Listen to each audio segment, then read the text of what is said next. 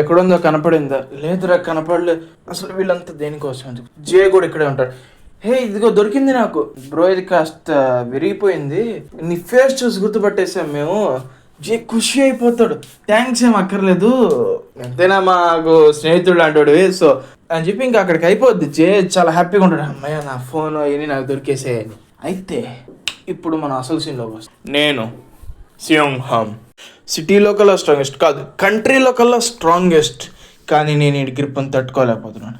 నాకు బంగారు కొండ, నువ్వు కంట్రీలో కల్లా స్ట్రాంగెస్ట్ అంటే 600 చాప్టర్లో లుక్కేషన్ చూసిన మేమంతా. రే వాస్కో ఏంటది సిటీ కూడా కాదు కదా, జే హైక్ కూడా స్ట్రాంగెస్ట్ కాదురా. దాన్ని బట్టి అర్థం చేసుకో, నేను గ్రిప్ స్ట్రెంత్ తట్టుకోలేకపోతున్నాను. అది కూడా సోమి ముందు నేను అవమానం పడలేకున్నాను. వాళ్ళు ఏమనుకుంటారు, సియోంగ్ లేరా నువ్వు ఏంటిది వీడంతా మనకి, నా నా షర్ట్ పాడైపోతుంది, ఇది $10,000. ఏయ్ నీ $10,000 విలువ నా యూనిఫామ్ చేస్తుంది తీసుకో. వాస్కో కదా అంత రే ఇది ఏమన్నా రీప్లేస్మెంట్ అనుకుంటావా అంటే ఆ వాల్యూ మ్యాచ్ అవ్వట్లేదు కదా. నిజంగా $10,000 సూట్ ఇచ్చుంటే ఒప్పుకునేవాడేమో, కొత్త యూనిఫామ్ ఇచ్చారు ఒప్పుకోవట్లా. నువ్వు నా జూనియర్తో పెట్టుకున్నావు, దానికి నేను నిన్ను క్షమించలేను. నిన్ను దెబ్బతీసే నేను జస్టిస్ చేయగలను. అంటే నాకు కూడా అర్థం కాలేదు దీని నుంచి. ఇంతకీ ఏం చేశాడు సియోంగ్ హామ్? అంటే వాస్కో మీద ఏం జరగలేదు, ఇప్పుడు ఏం చేయలేదు. ప్లస్ లియాన్ లీ మీద అటాక్ చేసింది ఎవడు? ఆడు ఇంకొకడు ఉన్నాడుగా. కానీ ఏం చేశాడు సియోంగ్ హామ్? వాడిని ఎందుకు టార్చర్ చేస్తున్నావు వాస్కో? అసలు వాడిని పట్టుకోవచ్చు కదా. వాడు ఇంకా నీ పక్కే ఉన్నాడు, ఇదేంటది ఆపుతున్నాడు. వాడి మీద ఎందుకు వాస్కో? సర్లే వదిలేండి, రైటర్ ఇలా డిసైడ్ అయినట్టున్నాడు. ఇప్పుడు మనకి నెక్స్ట్ సీన్లో చూస్తాం ఇక్కడ ఏం జరిగిందని మనకు చెప్పారు. అయితే నెక్స్ట్ సీన్లో మనం ఆ షాప్ అతన్ని చూస్తాం. అతను బాగా ఖుషిగా ఉంటాడు. ఏందని చూస్తే అక్కడ సోమి కూడా ఉంటుంది ముందర, తను కూడా బ్రష్ అవుతూ ఉంటుంది. ఓకే ఆయన అడుగుతాడు, మీ క్లాస్లో అబ్బాయిలు జస్ట్ ఫైట్ చేస్తూ ఉంటారు అంతేనా? అవునన్నా, ఏదో తలకాయ నొప్పి వాళ్ళతో మాకు ఎదవలు అది ఇది అంటూ ఉంటారు అమ్మాయిలు. సోమి మాత్రం కొంచెం బ్రష్ అవుతూ ఉంటుంది. ఇతను ఒక షాప్ ఓనర్, ఖచ్చితంగా ఇతని స్కిల్స్ ఉన్నాయి, చూడ్డానికి కూడా బాగున్నాడు. సోమి అలా ఆలోచిస్తుంది. కానీ ఇన్ని మంచి విషయాలు ఉన్నా కూడా ఇతను నేను ఆ బెగ్గర్ని ఎందుకు మర్చిపోలేకపోతున్నాను. వాడు వద్దు వాడు ఎంత బాగున్నాడు, బెగ్గర్ వద్దు మనకి అంటూ సోమి తల ఊపేస్తుంది. అదే పెద్ద ఊపితే బయటకు వచ్చేస్తాడు విషయం. అయితే సడన్గా మన షాప్ ఓనర్ షాక్ అవుతాడు, లేచి గుడ్ మార్నింగ్ సార్ అంటాడు. ఏందని తీరా చూస్తే అక్కడ కీటే హాంగ్. అరే వీడి పేరు నన్ను చాలా ఫ్రస్ట్రేట్ చేస్తాను, కీటే హాంగ్. ఈ విషయం 400 చాప్టర్ల తర్వాత మాట్లాడుకుందాం. కానీ కీటే హాంగ్, జే హాంగ్ అన్న జాయ్తో పాటు వస్తాడు. ఏంటి ఎవరు అన్న అడిగితే అమ్మాయిలా, ఇతను మా ప్రెసిడెంట్ వాళ్ళ అబ్బాయి, ఈ థీమ్ పార్క్ మొత్తానికి ఓనర్, పైగా ఆ కంపెనీ అన్నిటికీ కాబోయే యజమాని కీటే హాంగ్ అని చెప్తాడు. ఏంటి అవునా? అంత కే డ్రామా చూస్తున్నట్టుంది నాకు. ఒక CEO. ఇది అలా ఉంటే కీటే అంటూ ఉంటాడు, సారీ కీటే ఆన్లైన్ ఏంటి హాంగ్, పెద్ద హాంగ్ ఇలా అంటూ ఉంటాడు. వాడు ఏమైనా కాంటాక్ట్ అయ్యాడా? ఎక్కడున్నాడు తెలిసిందా? ఎవరు కాంటాక్ట్ అయ్యాడు? ఎక్కడున్నాడు ఏంటి? అది జే గురించే మాట్లాడుతున్నాడు, దాని తమ్ముడు కదా. లేదనే ఆడు ఎటుపోయాడు తెలియదు, అన్నయ్య ఎటుపోయాడు తెలియదు, ఫోన్ చేస్తుంటే ఎత్తట్లేదు. అద్దో మన జే ఎప్పటిలాగా ఏం మాట్లాడు. వచ్చేసావా? ఓకే నీకు ఫోన్ విరిగిపోయింది అందుకని నువ్వు కాంటాక్ట్ అవ్వలేకపోయావు. ఓకే అంటుంటే మన అమ్మాయిలు షాక్ అయిపోతారు. ఏంటి వీడా ఈ బెగ్గర్? ఇటు అసలు బెగ్గరే కాదా, ఇటు రిచ్, ఫిల్తీ రిచ్. ఇది అలా ఉంటే మనకి నెక్స్ట్ ఇంకొక క్యారెక్టర్ని చూపిస్తాం. ఎలా చూస్తే నేను వారికి ఇంట్రడ్యూస్ చేయాలి. జే ఒక నిమిషం ఉండని ఆపుతాడు. ఎవరని చూస్తే క్రిస్టల్, అది కూడా పెద్ద క్రిస్టల్. మీరు ఎంత ఫాస్ట్గా వస్తారని నేను ఎక్స్పెక్ట్ చేయలేదు క్రిస్టల్ గారు. వీడు నా తమ్ముడు అండి, పేరు జే హలో చెప్పు. హలో అఫ్కోర్స్ డైలాగ్ ఉండదు. క్రిస్టల్ కూడా నైస్ టు మీట్ యు బాబు అని చెప్తుంది. ఇది అలా ఉంటే ఇంత సడన్గా నాకు ఎందుకు ఫోన్ చేసావు అని అడగవా అంటే, నేను ఎందుకు అడుగుతాను, నాకు వన్ ఆఫ్ ది ఇన్వెస్టర్స్లో ఒకరు ఇక్కడ మనకి ఓపెనింగ్ ఉంది కదా అందుకని ఫోన్ చేశాను, నువ్వు లేకపోతే బాగోదు. క్రిస్టల్ టీవీ ఓపెనింగ్ క్రిస్టల్ లేకపోతే ఎలా? మేడం మీరు ఇంకొంచెం ముందుగా వచ్చుంటే డీజీని కూడా కలిసి డీజీ నేను రోజు కలుస్తుంటానండి. అంటే అవునా? డీజీ ఇప్పుడు వద్దులే, గట్టే ఉంది. డీజీతో చాలా బాగా పరిచయం ఉంది క్రిస్టల్కి, వాడిని కలవడం మాట్లాడడం అంత పెద్ద పనే కాదు అసలు. దాంతోపాటు ఏంటంటే ఇటుపక్క ఈ ఉన్నారు కదా షాప్ ఓనరు మన సోమి, ఇద్దరు కుళ్ళతో సచ్చేలాగా ఉన్నారు. సోమిది ఏంది జే తోటి క్రిస్టల్ మాట్లాడుతుంది, ఆ సిఓ అబ్బాయి తోటి క్రిస్టల్ మాట్లాడుతుంది. ఆ ఈర్ష ప్లస్ క్రిస్టల్ ఏ లెవెల్లో ఉంది చూడడానికి, యాక్ట్రెస్ లెక్క ఉంది అని అదొక బాధ. ఇంకా ఈడి బాధ వచ్చి నేను మాట్లాడలేకపోతున్నానే వీళ్ళు మాట్లాడుతున్నారని మన షాప్ ఓనర్ బాధ. ఇలా బాధలు బండవరాలు మనకెందుకు, మెయిన్ టాపిక్లో వద్దాం. నెక్స్ట్ సీన్లో మనం అక్కడికే వస్తాం. వాష్రూమ్లో చూస్తే మన ఉలగడ్డ నేను 1-on-1 అయి ఉంటే వాడితో ఈజీగా గెలిచేసి ఉండేవాడిని. మనకాడ ఫోర్స్ లేదు, అందుకే మనం ఓడిపోయాం. మీరేమంటారు? అవును మనం గెలిచేసి ఉండేవాడివి, నీకెంత ఆడు పెద్ద లెక్కే కాదు, ఇలాగే తెలుసు లోపలికి. అయినా ఇప్పుడు మన సేన మొత్తం వచ్చేసింది, ఉలగడ్డ సమూహంతో ఇప్పుడు వాళ్ళ మీద దాడికి వెళ్దాం. కానీ ఏంటి వాసన భరించలేకుండా దాని నుంచి ఎవడు రాడు. ఆ బాస్ ఇక్కడ ఒక సియోలు వాడు ఉన్నాడు, ఇటు సియోలు వాడు. సరే వాడే మన ఫస్ట్ విక్టిమ్. బ్రాండ్ చూద్దాం వాడు అంతని చెప్పి తలుపు పోస్తాడు అంతే కాలుతోటి, అంతాడు. ఇవాళ వాడు అదృష్టం బాగలేదు. అరే ఏమనాలరా నిన్ను, ఆడిది కాదు బాగలేదు నీది.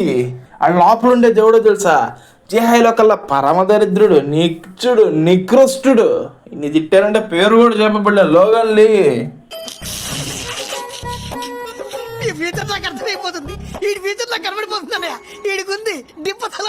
ఆల్రెడీ వాస్కో ఒక్క గుద్దుతోనే వీడిని నాకౌట్ చేసేసాడంట. ప్లస్ మొహం చూడండి ఎట్ అయిపోయింది సోలని. ఇప్పుడు వీడు లోగన్ లీతో పెట్టుకుంటాడట. ఆడ మనిషి కూడా కాదు, అది జంతువు, అది పక్క జంతువు అది. ఇక్కడ టీపీ అంటే ఏందో నాకు తెలియదు, అది ఉందా అని అడుగుతున్నాడు. ఇప్పుడు ఏం జరుగుద్దో చూద్దాం. వాళ్ళు ఇంకా చిప్స్ దాకే చేశారు నిన్ను ఉలగడ్డ. వీడిని కీమా కొట్టుకొని పూరీలో నంచుకొని తినేస్తాడు, అవసరమా? మరి అదిగే వెళ్ళిపో, పద్ధతిగా ఉంటుంది. యాక్చువల్గా చెప్పాలంటే కనీసం ప్రాణాలతో ఉంటావు. ఇప్పుడు జరగబోయేది చూస్తే చూద్దాం, మనం అట్టేం చూడాల్సిందేగా. సియోంగ్ వీడియో మమ్మల్ని డిస్రెస్పెక్ట్ చేసింది అంటే మిమ్మల్ని అవమానించాడా అన్నాడు. ఇందాక టీపీ అన్నాడు కదా, టాయిలెట్ పేపర్. ఇప్పుడు ఏంది మన సియోంగ్ వాళ్ళందరినీ లోగన్ నేను పీకేస్తాడే అయిందా. వీడు చూడడానికి కొంచెం టఫ్గానే కనపడుతున్నాడు. సియోంగ్ ఎక్కడ చూస్తున్నావు నువ్వా ఊరికే అనాలి.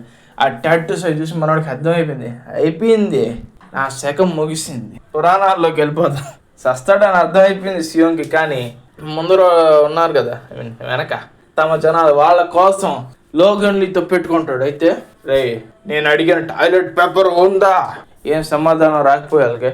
ప్లస్ లోగన్లీకి ఎలా కనపడుతున్నారు తెలుసా, వీళ్ళ మిగతా జనాలు ఎలాగ గొర్రెల్లాగే కనపడుతున్నారు, వీడికి కూడా మన బాడీ బిల్డర్ ఎద్దులా కనపడుతున్నాడు. ప్యానల్ భలే ఉంది ఏమైనా కానీ.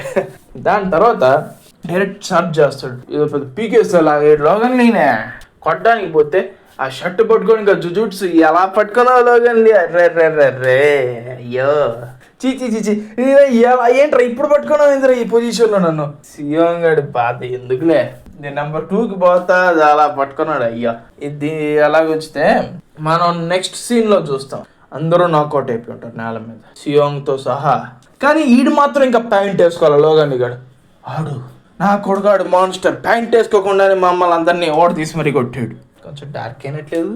పైగా మన లోగన్లో ఇంకో డీటెయిల్స్ చెప్తాడు. ఇంతకు ముందు నాకు ఇలా టాయిలెట్ పేపర్ లేనప్పుడు పికచ్చు వెళ్ళి తెచ్చిచ్చేవాడు, లేదా వాడి దాంతో నేను క్లీన్ చేసుకునేవాడిని. ఇప్పుడు నిన్ను వాడతారా అటు సియోంగ్ అని చూపిస్తాడు. ఇంతకీ ఎవడా పికచ్చు, మన డానియల్ పార్. ఇంతకీ ఇప్పుడు ఇదేంతో ఇప్పుడు మీ కాడ ఏముంది నేను తుడుచుకోవడానికి అని ఇంకా వేసుకో $427 షర్ట్, ఏదో ఆర్మర్ ఏదో చెప్పాడు నాకు గుర్తులేదు, glory armour some shit, who remembers. దాన్ని తీసుకొని ఇక వాడేస్తాడు. నెక్స్ట్ సీన్ లో మనోడు షర్ట్ లేకుండా బెంచ్ మీద కూర్చోన్నాడు. అది కడిగితే పోతుంది కదా, అంటే $427 పెట్టి కొన్న షర్ట్ కదా, కడిగితే పోతుంది కదా. మన డిప్రెషన్ లో ఉంటే దొరికారా నా కొడక ఈడు. నువ్వా, ఈ నా పెద్ద లెక్క కాదులే, నువ్వు మీరా చేసుకున్నావు. కానీ ఎంత చూడాల్సిన టైం వచ్చింది, నువ్వెంత నాకు రాత్రి తేల్చున్నావు సియోంగ్. నువ్వున్న లెవెల్లో మన బేసిక్ బర్నకల్స్ వాళ్ళతో డీల్ చేయగలవు, కానీ నేను ఒప్పుకుంటా. వాస్కో కానీ ఇక మిగతా వాళ్ళతో డీల్ చేయలేవు. పైగా వీడు ఏమంటాడంటే సియోంగ్ ఇందాక ఆడు ఖచ్చితంగా స్కూల్ లీడర్ అయి ఉంటాడు లోగన్లీ. అలాంటి మాస్టర్ ఆడి నుంచి తెచ్చారా. ఇప్పుడు ప్రజెంట్ సిచ్యువేషన్ వస్తే ఎగ్జాక్ట్లీ నిన్ను నువ్వు కంట్రోల్ చేసుకోవాలంటూ జాక్ని కొట్టబోతాడు. అంతే, జాక్ వేసుకుంటాడు ఇంకా ఇన్ని. నెక్స్ట్ సీన్లో మొహం అంతా ఉబ్బిపోయి ఉంటుంది సియోంగ్కి. షర్ట్ పట్టుకొని పోతూ ఉంటాడు. ఏం జరుగుతుంది నాకు, ఆ ఎర్రోడ్ కాడి నుంచి పనికి మాలోడు దాకా ఎందుకు నాకు ఈ బాధ, ప్లస్ చుట్టుపక్కల కూడా వాసన వస్తుంది చట్నీ. ఆ స్కూల్లో అందరూ బీస్ట్లు ఎక్కున్నారేంట్రా అంటే నేను ఇప్పుడు తొందరగా వెళ్ళిపోవాలి. ఇప్పుడు సడన్గా వెనకాల నేను చూడంగానే పరిగెడతాడు సార్, ఐ మీన్ సియోంగ్. వద్దు, నా దగ్గరికి రావద్దు. ఎవరిని చూసి, డానియల్ చూసి, వాళ్ళే అంతటి మృగాలు అయితే వీడు ఆడమ్మ కూడా ఉంటాడు, నాకు వద్దయ్యా. అయితే మనకి నెక్స్ట్ సీన్లో ఒక రెస్టారెంట్లో ఉంటాం. దీని పేరు కూడా మామ్స్ టచ్. ఏం లేదు, మన జేహై బ్యాచ్ అంతా కూర్చొని బర్గర్ గట్రా తింటూ ఉంటారు. అయితే నాకు ఇప్పటికీ అర్థం కాదు, డానియల్ టెలిపతి వచ్చా? జే ఒక్క మాట కూడా చెప్పలేదు, తల అలా ఊపుతాడు అంతే, అన్నీ అర్థమైపోతాయి. ఏదో పెద్ద మాస్కోడ్లో ఉంది, ఎవరో మాస్కోడ్ కూడా కళ్ళు కావాలరా, కళ్ళు అయ్యి జస్ట్ లిప్ మూమెంటా ఏందో. వాడికి తప్ప ఎవడికి అర్థం కాదు నాకు తెలిసి. ఇంకోటి మాట్లాడినట్టు కూడా నేను చూడలేదు నాకు గుర్తున్నంత వరకు. పైగా దాంతోపాటు ఏంటంటే అక్కడ చిన్న పరేడ్ లాంటిది ఒకటి జరుగుతుందంట ఈ థీమ్ పార్క్. అదంతా ఈ పరేడ్ అయిపోవడంతో మా పిక్నిక్ కూడా దీంతో అయిపోతుంది. కానీ నాకు ఇంకా క్రిస్టల్ కనపడలేదు. క్రిస్టల్ ఎట్టుపోయింది అన్నది డానియల్ విచారణ.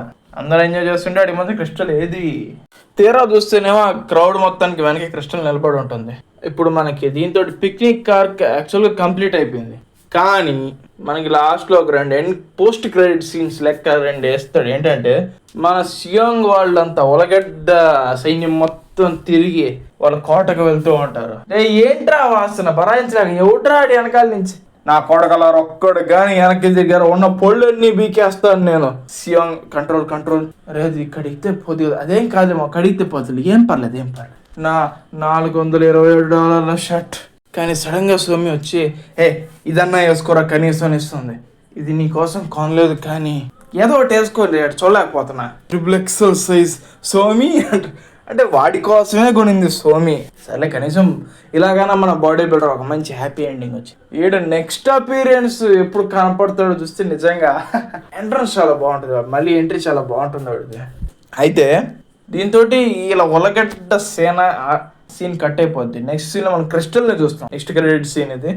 ఏంటంటే గన్ అడుగుతాడు, నువ్వు ఆ హెచ్ గ్రూప్ వాళ్ళ అబ్బాయితో ఎందుకు అంత టైం స్పెండ్ చేయాలి? అరే బిజినెస్ కోసం కానీ ఎందుకు ఉంటాను, లేకపోతే నాకు పని పట్టలేదా? కానీ ఏదో ఉంది విషయం. డానియల్ 2 బాడీస్ వాడిని అడగడం కానీ సడన్గా షాక్ అవుతుంది. ఏమైందంటే ఇయ్యాలి. తీరా చూస్తేనేమో అక్కడ ఇద్దరు, అంటే పెద్ద డానియల్ చిన్న డానియల్ ఇద్దరు కనపడతారు. వాళ్ళిద్దరూ సెకండ్ బాడీ కానీ అయ్యి ఉంటే ఇలా ఉండకూడదే. అంటే వాళ్ళిద్దరు వేరే మనుషులు.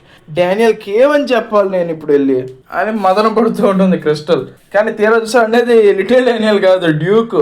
కలతాలు పెట్టుకొని ఉండాలి డానియల్ అనుకుంది. ప్లస్ కట్అవుట్ ఇద్దరు కొంచెం ఒకేలాగా ఉంటారు. సో ప్లస్ దాంతోపాటు ఏంటంటే నెక్స్ట్ డే డానియల్తో అది ఊరికే జోక్ చేసి, నువ్వు చాలా బిజీగా ఉంటావు కదా అందుకే అన్నాను. ఓ అవునా.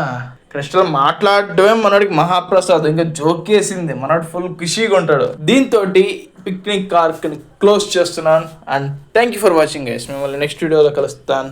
బాయ్.